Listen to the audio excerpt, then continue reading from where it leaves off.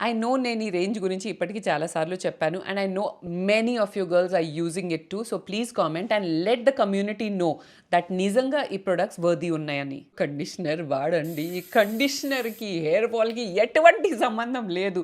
Conditioner మనం రాసేది hair ఇక్కడి నుంచి కింద వరకు స్కాల్ప్కి టచ్ కానప్పుడు ఎలా హెయిర్ బ్రేక్ చేయగలుగుతుంది అది? దానికి అసలు ఆ పవరే లేదు కదా. If anything that a conditioner can do, దాని రోల్ ఏంటంటే హెయిర్ని సాఫ్టెన్ చేయడం, దాని మీద ఒక ప్రొటెక్టివ్ ఫిల్మ్ లాగా రెడీ చేయడం, సో దట్ బయట ఎన్వైరన్మెంట్ ఫ్యాక్టర్స్, పొల్యూషన్, డస్ట్ అవన్నీ మన హెయిర్ని డ్యామేజ్ చేయకుండా ఉంటుంది అని. మొత్తం ఈ రేంజే మీరు వాడొచ్చు. ఈ మల్టీపెప్టైడ్ రేంజ్ అనేది షాంపూ కండిషనర్ చాలా బాగుంటుంది.